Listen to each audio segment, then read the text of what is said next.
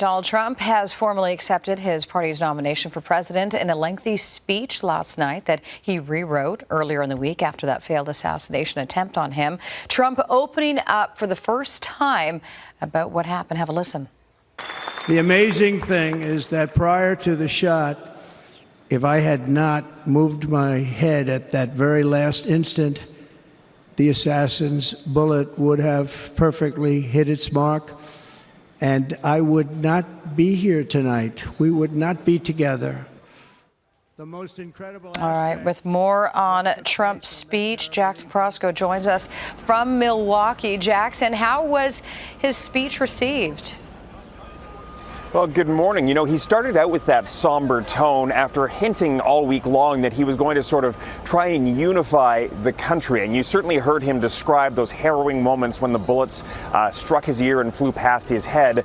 But it didn't take long for him to sort of pivot to classic Donald Trump. He started rehashing his conspiracy theories that the 2020 election was stolen. He started spreading lies and mistruths about immigration, about the economy, about President Biden.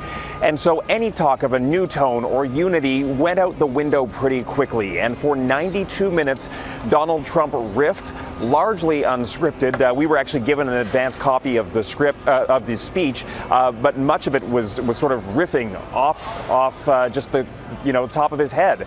And so I think people walked away from last night feeling that Donald Trump hasn't really changed, that what we heard was more classic Donald Trump, what you would have expected to hear before.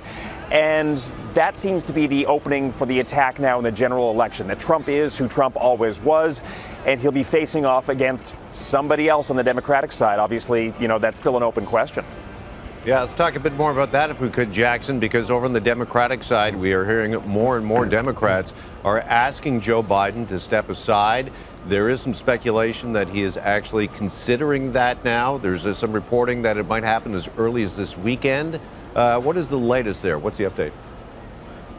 Yeah, it's getting really serious really fast for Biden. You've got top Democrats like Nancy Pelosi and Chuck Schumer coming out saying it's time to step aside for the good of the campaign and for the good of his own legacy. They're really worried that his sort of negative poll numbers could actually drag down the entire party and cost them control of the House and Senate as well, and that Donald Trump could be on track to a blowout victory. And so the pressure on Biden to step aside is really, really building. But in American politics, money is what talks. And now you've got the donors, the big money donors coming out and effectively saying, look, if Biden doesn't step aside, they're turning off the taps. They're not going to give any more money to what they feel is a losing campaign.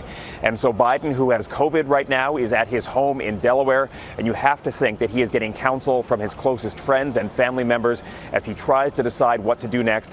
And again, there is reporting that suggests that he is increasingly open to the idea of perhaps stepping aside if it's in the best interests of his campaign and of the Democratic Party's interests overall in the election. All right, with the very latest, Jackson Proskow. Thank you so much.